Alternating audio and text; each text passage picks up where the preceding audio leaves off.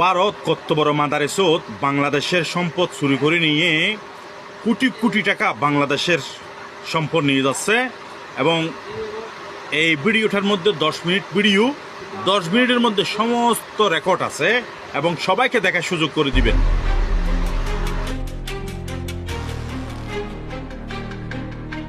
দীর্ঘদিন ধরে আপনার এবং আমাদের সবার অজান্তে বঙ্গোপসাগরের নীল জলের হাজার হাজার ফুট গভীরে এক অবিশ্বাস্য আন্তর্জাতিক ডাকাতি চলছে। এক ফোঁটা রক্তপাত না করে, কোনো কামানের গোলা না ছুড়ে সম্পূর্ণ নীরব উপায়ে বাংলাদেশ থেকে লুট হয়ে যাচ্ছে ট্রিলিয়ন ট্রিলিয়ন টাকার জাতীয় সম্পদ।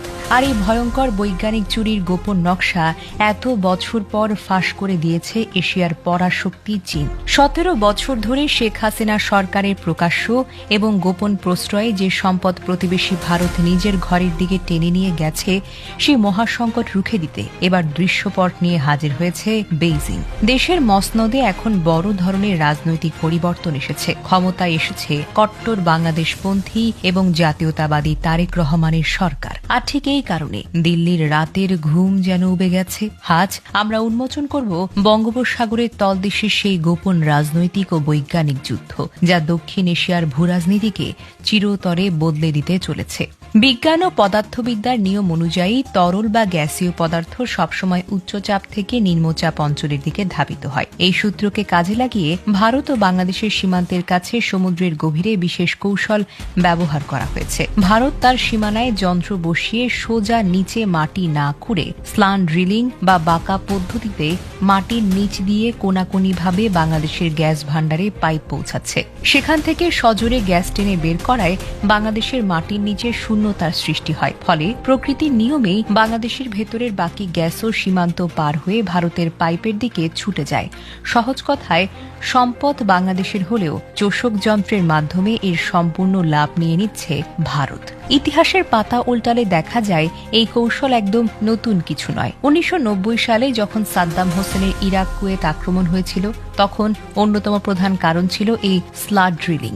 ইরাক অভিযোগ করেছিল কুয়েত আন্তর্জাতিক সীমান্ত লঙ্ঘন করে মাটির নিচ থেকে বাঁকা পাইপ ঢুকিয়ে ইরাকের বিখ্যাত রুমাইলা অয়েল ফিল্ড থেকে তেল চুরি করছে। এই তেল চুরির ঘটনাকে কেন্দ্র করেই বিশ্ব কাঁপানো উপসাগরীয় যুদ্ধ শুরু হয়েছিল। মধ্যপ্রাচ্যে যা নিয়ে যুদ্ধ হয়েছিল, বঙ্গোপসাগরের তলদেশে গত 1.5 দশক ধরে ঠিক একই ঘটনা। এই ধরনের ঘটনা ঘটেছে অত্যন্ত নীরবে, কোনো প্রতিরোধ ছাড়াই। এখন প্রশ্ন আসতেই পারে, যদি এত বড় লুটপাট চোখের সামনে ঘটে থাকে, তবে এত বছর ধরে বাংলাদেশের রাষ্ট্রযন্ত্র কেন অন্ধকার সেজে বসে আছে? এই প্রশ্নের উত্তর খুঁজতে আমাদের ফিরে যেতে হবে বিগত শেখ হাসিনা সরকারের আমলগুলোতে। 2012 সালে আন্তর্জাতিক সমুদ্র আদালতের ঐতিহাসিক রায়ে বাংলাদেশ যখন বিশাল সমুদ্র সীমার অধিকার লাভ করে, তখন সারা দেশের মানুষ আনন্দে রাস্তায় নেমে এসেছিল। ভাবছিল ব্লু ইকোনমি বা নীল অর্থনীতির হাত ধরে বাংলাদেশের ভাগ্য এবার পুরোপুরি বদলে দেবে। কিন্তু পর্দার আড়ালে চিত্রনাট্য লেখা হয়েছিল অন্যভাবে।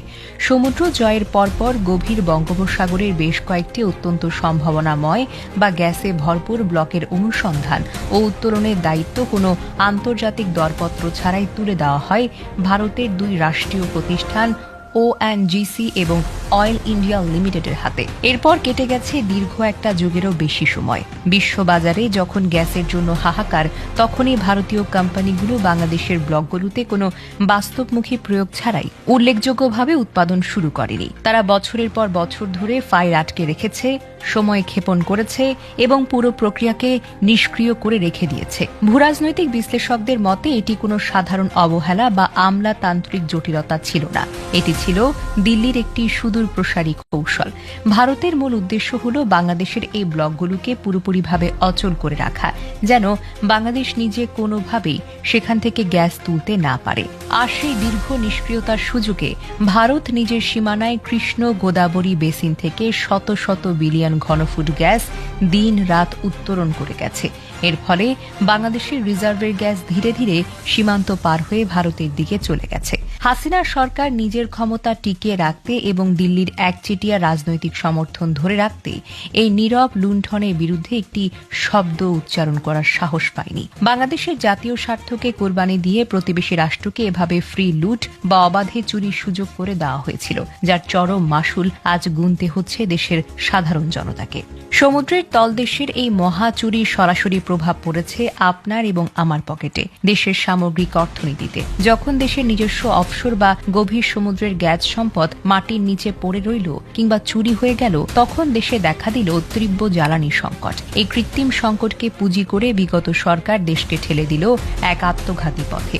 আন্তর্জাতিক খোলা বাজার থেকে চড়া মূল্যে তরলীকৃত প্রাকৃতিক গ্যাস বা এলএনজি আমদানি করা শুরু হলো। প্রতি বছর হাজার হাজার কোটি টাকার মূল্যবান বৈদেশিক মুদ্রা বা ডলার কেবল এই এলএনজি কিনতেই বিদেশে পাচার হয়ে গেছে। যে বিপুল পরিমাণ অর্থ দিয়ে দেশে বিশ্বমানের শিল্পাঞ্চল গড়ে তোলা হতো, বড় বড় আধুনিক হাসপাতাল নির্মাণ করা যেত, বিদ্যুৎ খাতের স্থায়ী সমাধান করা যেত, কিংবা উন্নত রেল বা যোগাযোগ ব্যবস্থা তৈরি করা হয়, তার সিংহভাগে গিলে খেয়েছে এই জ্বালানি আমদানির সিন্ডিকেট। এর ফল কি হলো? আজ দেশের প্রতিটি সাধারণ মানুষ লোডশেডিং এর যন্ত্রণায় ভুগছে। আমাদের গর্ভের তৈরি পোশাক বা গার্মেন্টস শিল্প আজ ধ্বংসের মুখে, কারণ কারখানায় পর্যাপ্ত গ্যাস সরবরাহ নেই। গ্যাসের চাপ না থাকায় উৎপাদন অর্ধেকের নিচে নেমে এসেছে। নতুন কোনো শিল্প কারখানায় সংযোগ দেওয়া হচ্ছে না, ফলে বিদেশি বিনিয়োগকারীরা দেশ থেকে মুখ ফিরিয়ে নিচ্ছেন। বিদ্যুৎ কেন্দ্রগুলো নিজেদের পূর্ণ সক্ষমতা থেকে চলতে পারছে না। অর্থাৎ সমুদ্রের তলদেশে চলা জ্বালানি যুদ্ধের খেসারত দিতে গিয়ে দেশের পুরো অর্থনীতি আজ শূন্যতায় ভুগছে। কিন্তু কথায় আছে, পাপের ঘড়া একদিন না একদিন পূর্ণ হয়। বাংলাদেশের রাজনৈতিক পট পরিবর্তনের সাথে সাথে পুরো ভূরাজনৈতিক সমীকরণ ওলট পালট হয়ে গেছে। ঢাকার মসনদে এখন শেখ হাসিনা নেই, বরং শাসনভার এসেছে সম্পূর্ণ দেশীয় জাতীয়তাবাদে বিশ্বাসী এবং বাংলাদেশপন্থী তারেক রহমানের নেতৃত্বাধীন সরকারের হাতে। এই নতুন সরকার দায়িত্ব নিয়ে স্পষ্ট বার্তা দিয়েছে, বাংলাদেশের 1 ইঞ্চি জমিও যেন কাউকে ছেড়ে দেওয়া না হয়, তেমনি সমুদ্রের নিচের 1 ফোঁটা সম্পদও অন্য কোনো দেশকে লুট করতে দেওয়া হবে না। আর ঠিক এই সন্ধিক্ষণে ভারতের দীর্ঘ 17 বছরের চুরির গোমর ফাঁস করে দিয়ে বাংলাদেশের পাশে এসে দাঁড়িয়েছে চীন। বেইজিং এর গোয়েন্দা উপগ্রহ এবং অত্যাধুনিক সাবসারফেস ট্র্যাকিং সিস্টেমের মাধ্যমে তারা বঙ্গোপসাগরে তলদেশের এই ড্রিলিং চুরির নিখুঁত বৈজ্ঞানিক প্রমাণ বাংলাদেশের নতুন সরকারের হাতে তুলে দিয়েছে। চীন শুধু চুরির খবরই দেয়নি, বরং এই সংকট থেকে স্থায়ীভাবে মুক্তির জন্য এক অবিশ্বাস্য অফার বা মাস্টার স্ট্রোক নিয়ে হাজির হয়েছে। পশ্চিমা কোম্পানিগুলোর দীর্ঘসূত্রিতা এবং দিল্লির আঞ্চলিক দাদাগিরির তোয়াক্কা না করে তারেক রহমানের সরকার সরাসরি চীনের প্রেসিডেন্ট শি জিনপিং এর সাথে একটি অত্যন্ত গোপন ও কৌশলগত মেগা জ্বালানি চুক্তির দিকে এগোচ্ছে।